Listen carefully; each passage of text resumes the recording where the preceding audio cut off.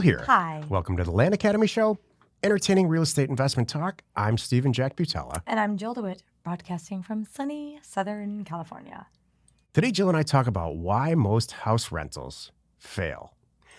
And like everything on this show, we're going to talk about why they fail, and we're going to talk about some very real-world working examples about why they work. I was going to say, and like everything on this show, we are going to be brutally honest. Yeah. Because we don't know how not to. The cards are stacked against you as a new landlord, beginning landlord. I thought you meant as a new listener. Well, that's for sure. That goes without saying.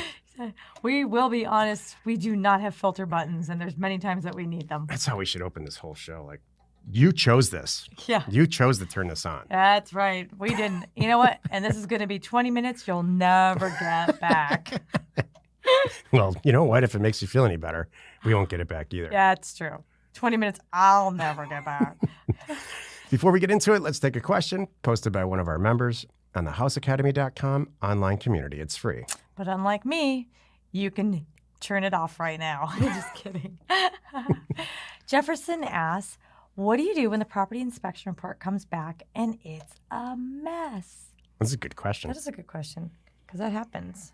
Okay, so bear in mind, you sent an offer to an owner, they called back, heck yes, I'm going to sell you this property for that. You order an inspection report, sign some stuff, the inspection report comes back, and it's a mess. Foundation, in California's case, foundation's cracked, probably beyond repair. Termites. There's something in the attic that was so disgusting that the inspector couldn't go up there and get it. What else happens? The electricity wasn't turned on, so we really couldn't test that. Maybe some plumbing There's leaks. water damage. Yeah. Hole in the roof. In a perfect world, if these things happen like this, you have a phone in one hand and you're getting this bad news. You look down on your desk and there's a stack of purchase agreements that you have that are signed because you sent out that many offers. Mm-hmm. For every 1,800 offers that we send out, we buy a house. You should budget for every 3,000 if you're brand new. But eventually we will get it to 18 or even lower. I want to add, when we say buy a house, that means we had more that we did our due diligence and reviewed to get down to that one. So it's not like I have 18, only I have to sell out that many to just get one to review. No, that means we get all the way through that process. Yeah, you might review. Actually act on it. You might review 10. 5 to 8, maybe, maybe 10 in some cases. Exactly. So this is one of those houses where you might just take the purchase agreement and throw it away and go to the next one. Exactly. In a perfect world, you have so many deals, that's what you do. But more often than not, I think you're probably going to work through this situation, maybe go back to the seller and say, hey, that price didn't work. It doesn't work as well. Yeah. But what you're doing is passing along a problem to your customer. So more often than not, if you have hopefully you have an established buyer group or maybe one or two buyers, you're going to ask that person, hey, does this stuff work for you? Exactly. So is this a deal killer? Yeah. And if it is, then you move on. And if it's not a deal killer, now you go back and get at the price that works, taking all that into account, and that's it. No one. Usually, there's no surprises. Everybody gets it too. By the way, if I'm selling something and I didn't know that I'm selling a car and I didn't know that because I never use my air conditioning because where I live, and now I found out the air conditioning doesn't even work. I am going to adjust the price. Yeah. I know that. That's not a surprise. I'm not going to say, it's. When the house is vacant, you're going to see these problems that like we just described. But if the house is, you're buying it from somebody who's moving. You won't see this kind of stuff. You'll see horrific decoration and way too much stuff in the garage or the basement and a couple awful carpet, rotten cars in the backyard and stuff like that. So all those things are very easily fixable. So every deal's different. Mm-hmm. You just have to take a look at it.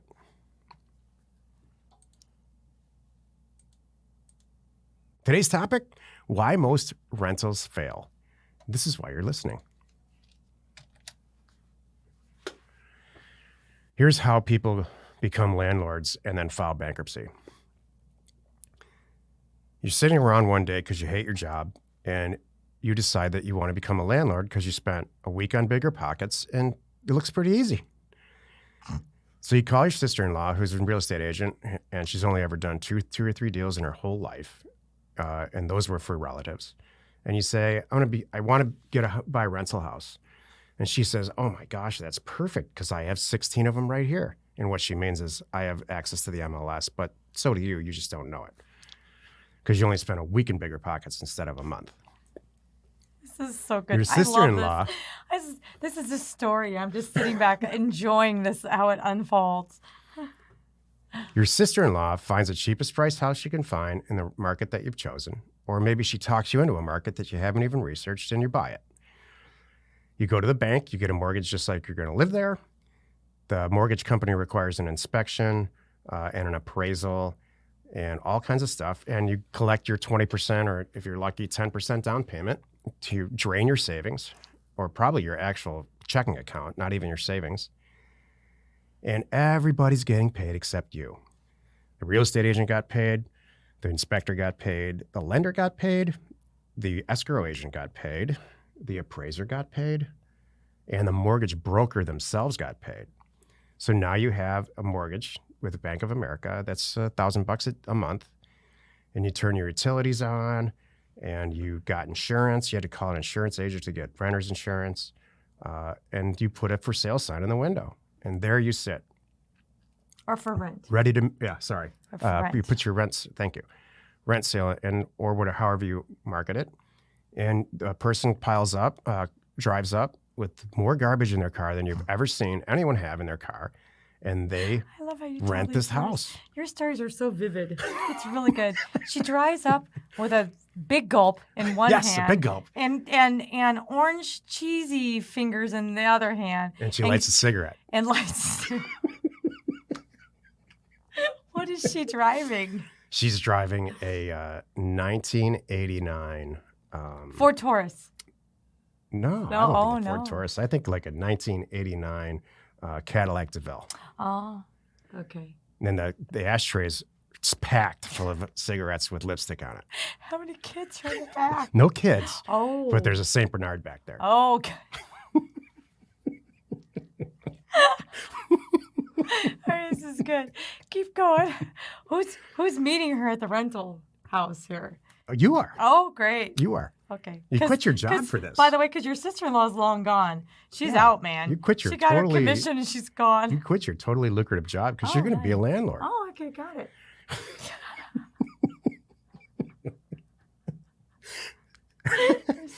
You had 1,000. Now you're in for like with the utilities and stuff. Great. And insurance and everything. You're in for $1,100 a month, and you're going to rent the house for $1,600. And you, for whatever reason, decide to rent it to the St. Bernard lady, who, by the way, doesn't look that different than her dog. But she's the first one that came along that's willing to pay. Right. That's really how it goes. You're excited. You're making all the wrong decisions. You don't need to check her credit. Oh, no. And you don't need to. She told you it's great. Yeah.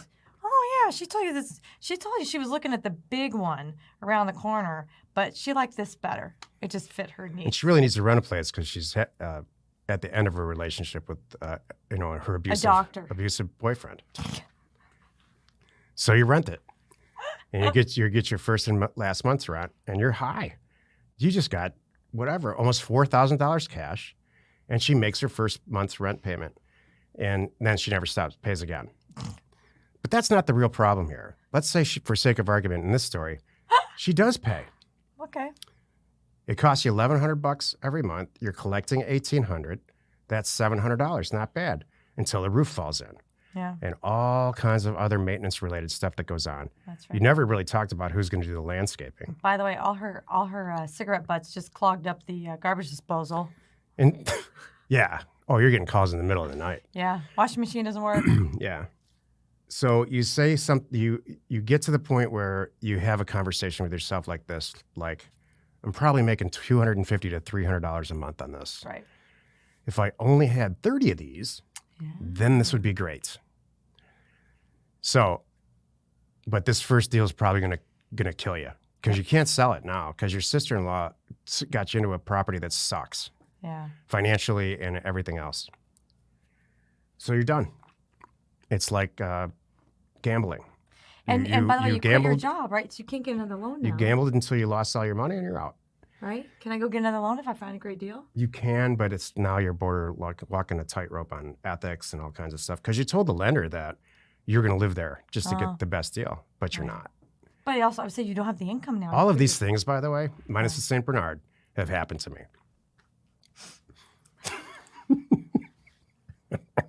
So, Great.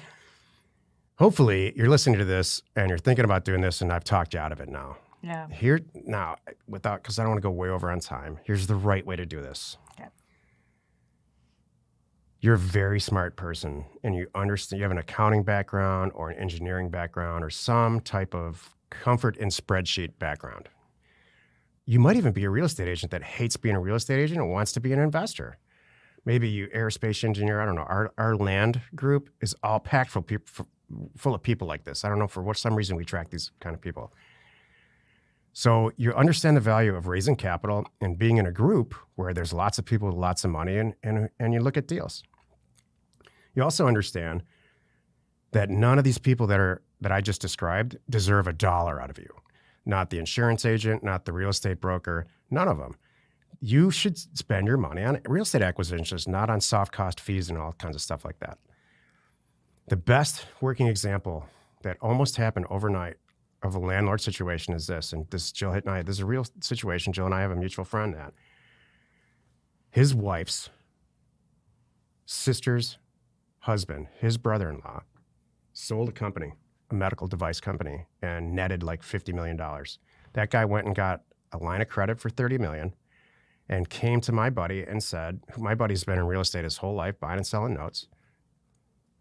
I got to invest this money. I can't just sit there. So he went and paid cash for like 40 or 50, up to 100 houses on the west side of Phoenix. Mm-hmm. And he became an instant landlord for these 100 houses, set up a property management company, and hired a maintenance guy. He has no debt. He paid cash for all of these houses, and he sent letters out like we do. So there's no real estate commissions. He had his own guy inspect the houses, and now he's got, I think he charges his average rent, let's just say it's $1,000. I think it's more than that, but let's just say he's got 100 houses at $1,000 a month. He's got $1 million of cash flow, and he doesn't pay this guy, his money guy, interest payments. He's a partner. Right. He's 50% partner on this deal.